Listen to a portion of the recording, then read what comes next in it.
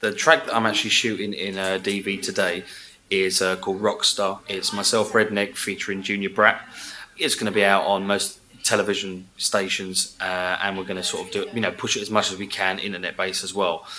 The main plan of this, we wanted to create a kind of spontaneous music combustion thing that just happened from scratch, and seamlessly sort of film this like it was just happening there and then. And basically just what music is all about. It's about creativity and just enjoying it, and it can be done.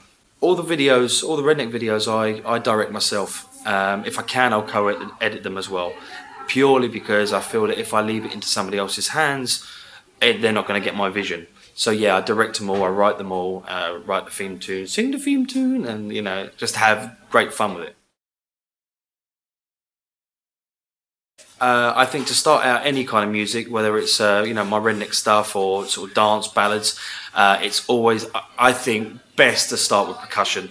The point being is, people need to dance to this. If it doesn't feel like it's got a groove, it's not going to work. So let the beat dictate your music and your feeling. Let the music then dictate a hit song. Let the hit song dictate to the public.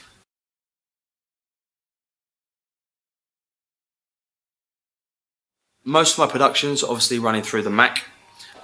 Anything to do with microphone, I'm always using Focusrite gear. I just feel that it's the best gear sort of to use. Also as well, even when I'm going out and I'm doing live performances, I'm taking like the ISO 1 with me. It's just easy. It's but I get that studio sound wherever I go then. When it comes down to sort of in a controlled environment, yes, I'm using a hell of a lot of plugins. Nowadays, we don't need these big desks anymore. We did use them back in the day, but we're not recording any kind of orchestras.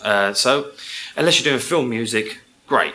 We're not doing film music. Dynamics has gone down in dance. So yeah, plugins. To be fair, Oxford limiters, plugins, I think that they're just so transparent, and that is realistically what the sound that I'm getting today is through the Focusrite gear, as well as things like Massive, but yeah, that's how I'm getting my sound. I use Logic. Started out on Cubase in black and white. Cubase, Logic, they're like religions. They both support the same thing. It just depends on what you're sort of used to. I made the change over from Cubase to Logic. And purely because of the whole Mac scenario thing. I love Macs. Macs are made for music, they're made for artwork. PCs made for faxing stuff, so if you kind of marriage them up, that's the whole reason why Logic, Mac purchased Logic, back in the 90s, wasn't it? Yeah. So they bought that for a reason. So the marriage works. So it just makes more sense.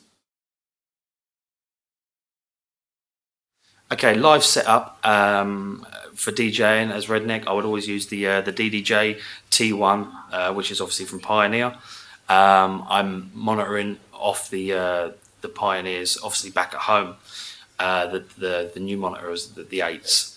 I just find that the control on them, the aspect control between switching from studio to the DJing and being able to sort of like execute the EQs is amazing. So that enables me to do that at home. But obviously when I'm abroad and I'm DJing, yep, it's the Pioneer all the way. It's the Focusrite ISO 1. I think Traktor's a very good unit to use, especially, you can go down the Serato route, which is fantastic, but I like to sort of create my sounds as I go along and sort of remix on the fly, and I find that Traktor really does this for me. Hello, and thank you. I think we're done. Round of applause, everyone. Thank you very much. That's a Brat.